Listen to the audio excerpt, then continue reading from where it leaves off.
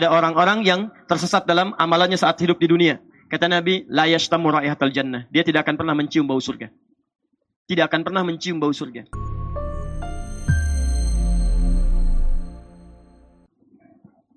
Awas ya. Ini saya mau sampaikan sesuatu yang sangat penting sekali. Hati-hati ya. Misal kalimat qarin pertama kita temukan di Quran surah ke-4 An-Nisa ayat 38.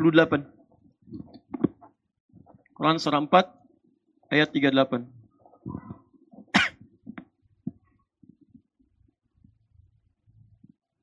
Sudah?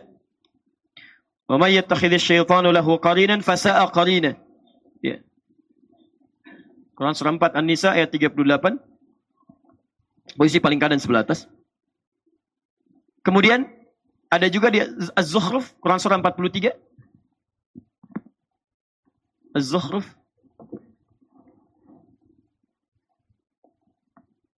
dari ayat 34 sampai ayat 36.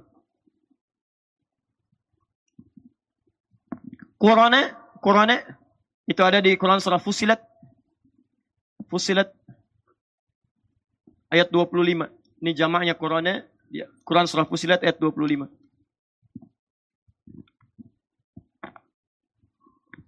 Setelah saya tutup ini, baru kita masukkan langsung ke syafaat dan kita bisa akhiri uraian kita dengan baik insyaallah.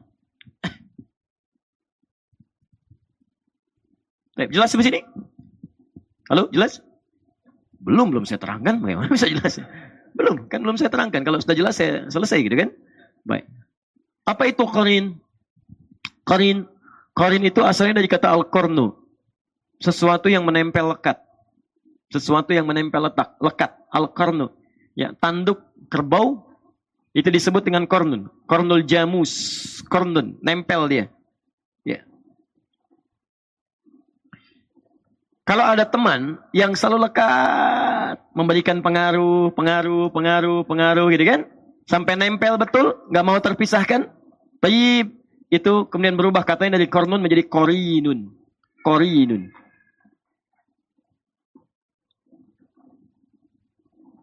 Nah, ada orang-orang yang menjadikan setan sebagai teman dekatnya, dan setan nggak mau berpisah dengan dia. Hati-hati ya. Makanya nanti, kenapa setan disebut dengan qarin?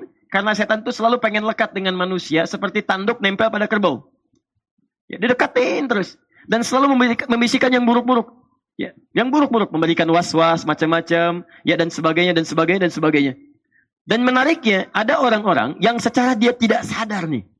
Dia tidak sadar. Dia menjadikan pengaruh-pengaruh setan sebagai bimbingan untuk melakukan aktivitas. Tapi, kalau pada yang nampak jelas haramnya, barangkali itu mudah dihindari. Ya, setan katakan, misal ya, sedang azan berlangsung, Allahu Akbar, Anda diajak untuk berlaku maksiat, kan? Lakukan ini, Anda bisa mudah tolak itu. Tapi yang tidak mudah untuk dilakukan adalah, awas, ketika dia mulai menggoda masuk pada wilayah agama. Apa diantaranya? Misal, saya berikan beberapa gambaran. Quran, surah ke-18, ayat 103 sampai 104. Posisi paling kiri di pertengahan. Awas, disebut dengan dhalla sa'yuhum fil hayatid dunya wa hum yahsabuna annahum yuhsinuna sun'a. Ada orang-orang yang tersesat dalam amalannya saat hidup di dunia, dan dia mengira dia sedang melakukan kebaikan. Jadi ada orang yang digoda oleh setan, godaannya ini, mohon maaf ya, bukan pada aspek dunia, tapi masuk pada aspek urusan-urusan agama. Tuntunan syariat. Misal, ya, Anda didorong untuk umrah berkali-kali, haji berkali-kali misalnya kan, padahal di sekitaran Anda ada orang-orang yang sangat membutuhkan, ya, ada orang fakir yang kehilangan mata pencahariannya, ada orang yang putus sekolah, ada macam-macam, bahkan Allah tempatkan Anda di lingkungan yang memang butuh perhatian. Tapi Masya Allah, Anda jadikan itu sebagai kenikmatan. Berangkat lagi, kasih cerita lagi. Sementara di sekitaran Anda sangat mengharapkan dan berdoa kepada Allah. Ya Allah, mudah-mudahan si fulan perhatikan saya. Hati-hati. Bila terjadi seperti demikian, orang-orang yang gemar melakukan ibadah dengan kesenangan dan lupa dengan sekitaran sebagai prioritas, itu bagian dari godaan setan. Hati-hati. Jangan-jangan antum sibuk umrah, Sibuk haji hanya untuk kesenangan aja. Berangkat lagi ya. Itu setan sudah masuk tuh. Setan sudah masuk. Termasuk menanamkan perselisihan, perpecahan, dan sebagainya. Ya, bahkan Nabi sampai mengingatkan, jangan sampai ada orang belajar, siapapun, orang yang belajar, man ta'allama ilman, siapa yang mempelajari satu ilmu, ya, la yuridu bihi, dia tidak meniatkan untuk pencariannya ini, ya, li ghairi wajhillah, selain kepada ridha Allah Subhanahu wa taala. Ya. Apa di antaranya? Ada yang belajar untuk mendebat orang lain, ada yang belajar untuk menjadikan dirinya hebat, ada yang belajar untuk dikenal, ada yang belajar untuk dinilai sebagai seorang alim. Kata Nabi, la yashtamu raihatal jannah. Dia tidak akan pernah mencium bau surga. Tidak akan pernah mencium bau surga. Hati-hati. Tidak sedikit orang-orang belajar hanya sekedar untuk menampakkan, nih saya yang paling hebat dibanding dengan yang lainnya. Termasuk para ustadz juga, Anda harus sering doakan. Apa Anda kira mudah jadi ustadz? Tidak. Tidak. Riaknya mungkin ada di situ. Ingin banyak dikenal dengan jamaahnya. Tidak ingin terpisah dengan jamaahnya. Tidak ingin kehilangan jamaahnya. Tidak ingin kehilangan popularitas. Itu tidak mudah. Tidak mudah. Makanya Nabi ketika akan berdakwah, yang turun pertama itu ayat dakwah. Fikih dakwah dulu. Silakan lihat. Begitu turun soal Mudaththir itu. Lihat di asbabul wurudnya. Asbabul wurud hadisnya, asbabul nuzul ayatnya. Ada di hadis Al-Bukhari. Nomor hadis yang keempat. Posisi paling kanan. Sampai dengan kiri ke sebelah atas. Dari Jabir bin Abdullah. Ketika turun Quran surah Al-Mudaththir itu. Ya ayyuhal mudaththir, hei yang sedang berselimut, ya, Masya Allah, qum fa'anzir, sekarang mulai berikan peringatan.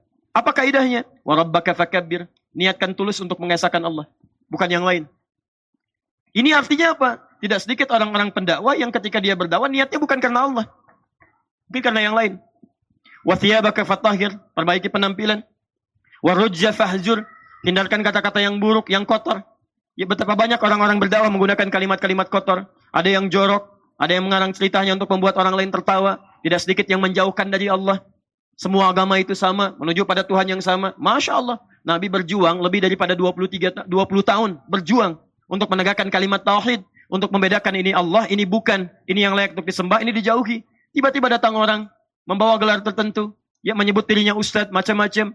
Mengatakan semua agama sama. Bahkan ada yang masuk ke tempat ibadah orang lain, mencela saudaranya semuslim. Mengatakan ini keindahan Islam. Anda siapa sebetulnya? Ini kan aneh. Ini keindahan Islam, tapi mencela saudaranya di tempat ibadah orang lain. Kurang sehat barangkali orang itu. Ya. Terlampau lelah mungkin. Ya. Jadi ada yang salah teman-teman. Ada yang keliru gitu kan. Makanya coba cek. Ya, coba cek. Kalau Anda belajar pada sesuatu yang membuat Anda jauh dari agama, termasuk nanti lihat ayat itu akan turun deh. Akan turun ya. Termasuk ada orang yang dikaburkan dalam urusan agama, dia merasa benar padahal banyak salahnya. Ya, banyak salahnya. Saya berikan gambaran sederhana ya. Ketika Anda belajar Islam, tapi tidak membuat Anda tenang pada kepribadian Anda, itu ada yang salah di situ. Pasti ada yang salah. Anda belajar Islam, tapi semakin jauh dari Allah, nggak tenang, atau sibuk mikirin orang lain misalnya, itu pasti ada yang keliru. Ya surga sendiri aja belum jelas, udah mikirin orang lain. Ada yang fatal di situ. Nah, itu yang disebut dengan qarin.